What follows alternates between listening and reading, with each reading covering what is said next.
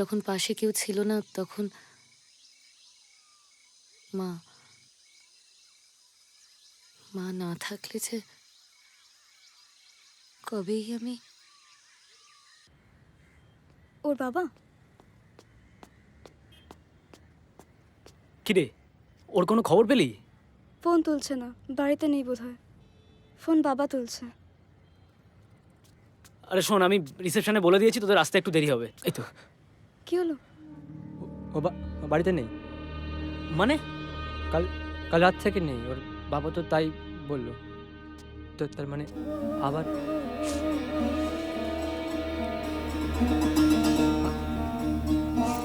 ও ফিরবে না। আরে শোন। আরে ও চলে আসবে। হ্যাঁ, কোনো কাজে ফেসে গেছে হয়তো। তো তুই যাচ্ছিসটা কোথায়? মায়ের কাছে।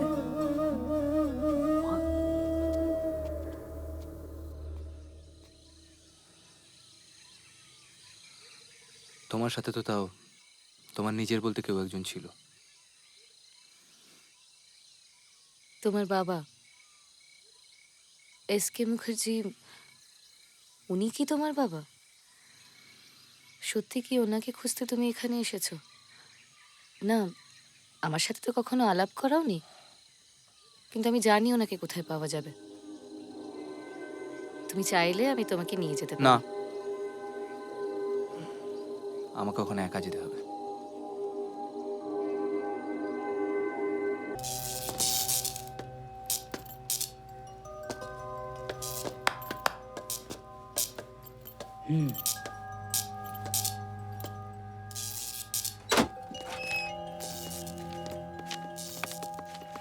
আব্দুল ভাই, স্পেশাল ক্লায়েন্ট। শুনেছি ওনার নিশানা কখনো খালি যায় না। ঠিক শুনেছেন। ইনি একজন লেখক। অ্যাড্রেস?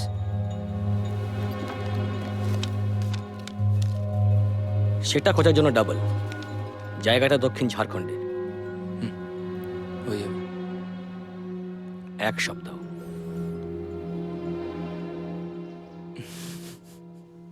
এসকে মুখার্জি আমার কাছে শুধুই একটা assignment, just another job. He is not my father and I have to kill him.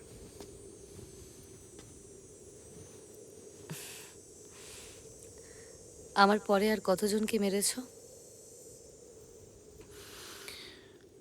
হিসেব রাখিনি। শ্রেয়া, একটা হেল্প করে দাও আমাকে প্লিজ। আই প্রমিস ইউ, এটাই আমার শেষ assignment. I need to honour my commitment.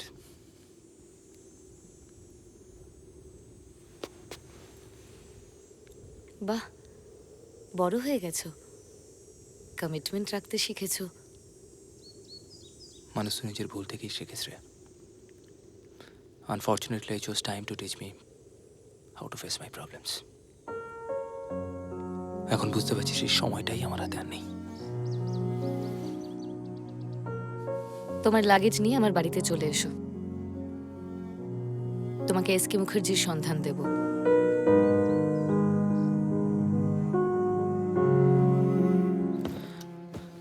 David, मैं निकल रहा हूँ। आपके पिताजी मिल गए साहब? काम हो गया।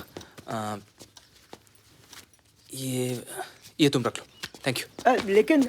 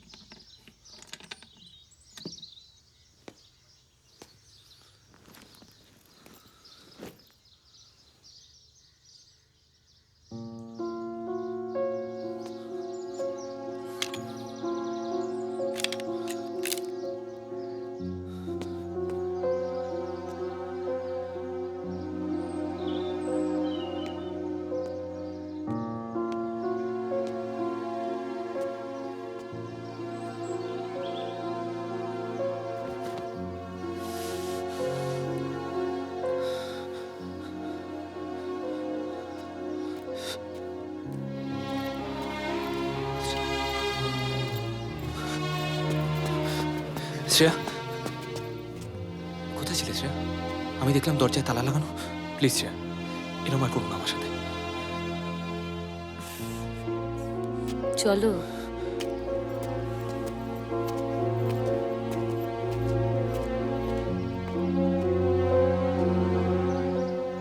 হ্যাঁ আব্দুল ভাই, না কাজটা কালকের মধ্যে শেষ হয়ে যাবে, কিন্তু তারপর আমি কয়েকটা দিন এখানে একটু থেকে যেতে চাই। না না, कोई परेशानी नहीं है बा। हाँ हाँ, खुदा हाफिज़।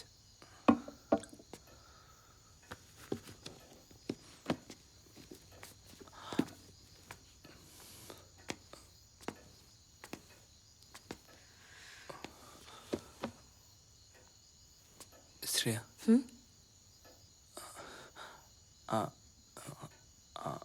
আমি, তুমি জানো না আমি এই দিনটার জন্য কতটা অপেক্ষা করেছি। তুমি স্বপ্নেও ভাবতে পারবে না এই মুহূর্তটা যে কখনো আসবে, সেটাই। Your drink.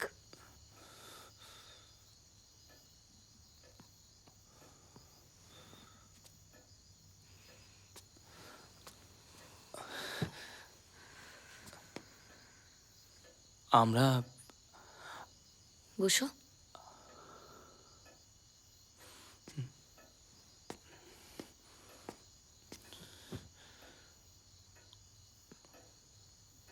Shreya, Cheers. Cheers.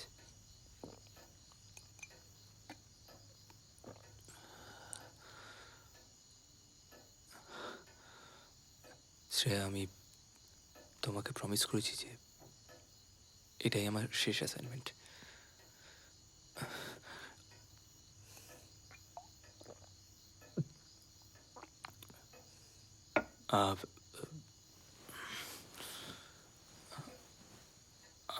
আমার তাই মনে হয় আমি কি?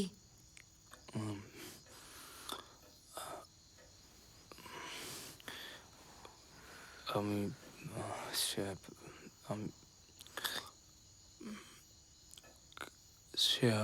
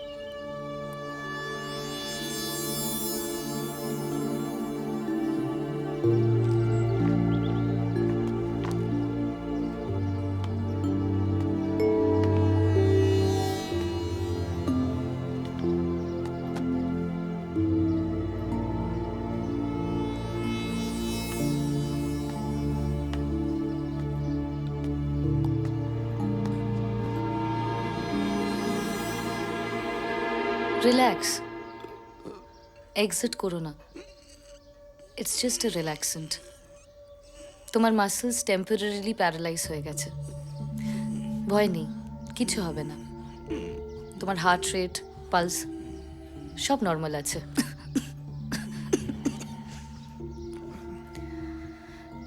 So now time for some stories.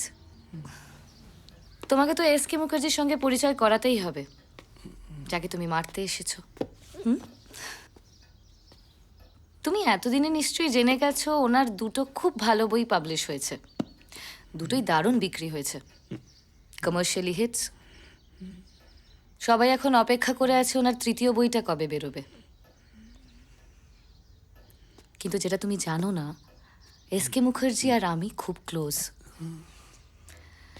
এতগুলো বছর ওনার জন্যই বেঁচে আছি। তাই আমি চাই ওনাকে মারার আগে এই দুটো বই অন্তত তুমি একবার পড়ো। ও, এই অবস্থায় তুমি পড়বে কি করে? আমি পড়ি। বুক 1, প্রথম প্রেম। চিজি না টাইটেলটা? এনিওয়ে,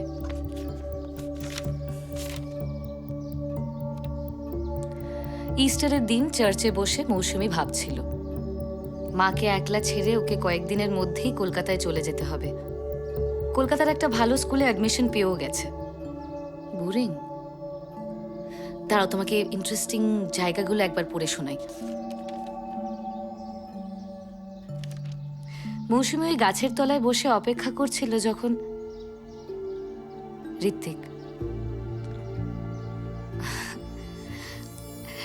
ঋত্বিক প্রিন্সিপালের মুখোমুখি দাঁড়িয়ে। প্রিন্সিপাল ঋত্বিকের পরীক্ষার ফল দেখে অবাক। প্রিন্সিপাল বলে উঠলেন, ঋত্বিক দত্ত, তোমার এত ভালো results through out, what has happened to you this year? You failed in every subject. Is there a problem? How do we celebrate then? I love you. আমিও। এত ভীতু কেন তুমি? লাইফের প্রবলেমসগুলোকে ফেস করতে শেখো। পড়েছি তুমি। মা আসছে না বলে নিজের রাত নিজে কেটে কি লাভ? যখন আসবে নিজেই দেখতে পাবে। প্রতিশোধ। আমি যেমন ভালোবাসতে পারি তেমন খুনও করতে পারি। আরে টেনশন কিসের? আমার বাড়িতে থাকছিস। তোর জন্য একটা সারপ্রাইজ গিফট আছে। পাগলের মতো কিছুই বাকি রাখিনি, সামলাতে পারিনি। সামলানো যায় না ঋত্বিক। I am pregnant. বসেন। বিয়ে? বিয়ে? হ্যাঁ।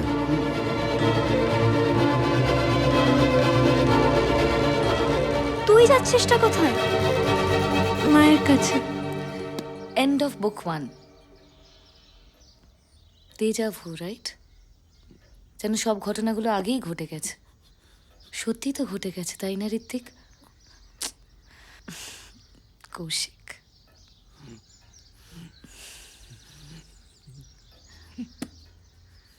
তোমার কি অস্বস্তি হচ্ছে? আমার মনে হয় তোমাকে একটু বাইরে নিয়ে যাওয়া উচিত। দাঁড়াও। দাদা, দাদা। जी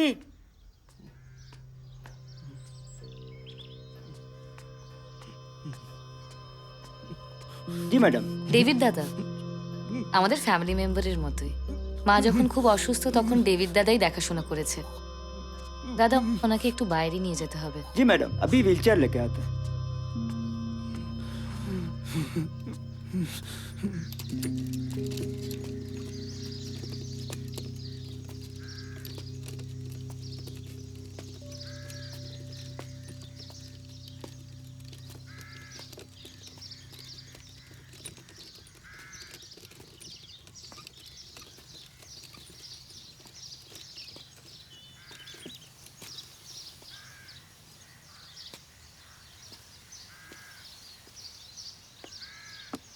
কেমন লাগলো আমার Dreamland?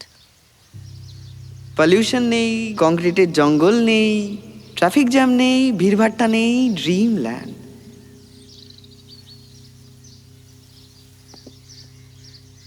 Second book of the trilogy, দ্বিতীয় জীবন। अगेन क्लीशेड ना, but life is a big cliche, Kaushik. Anyway,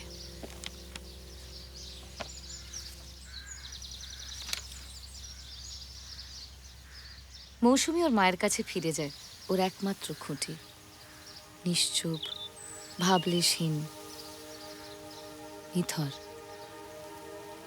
যেন প্রায় প্রাণহীন।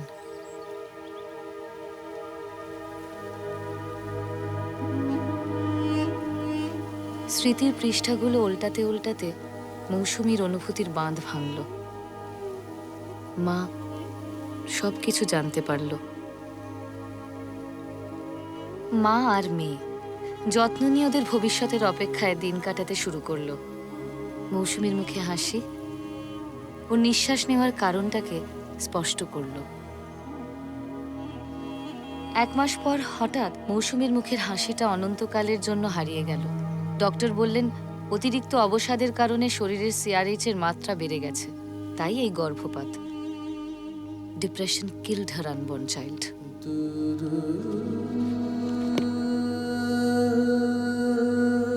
বেঁচে থাকার একমাত্র উদ্দেশ্যটাই মিলিয়ে গেল।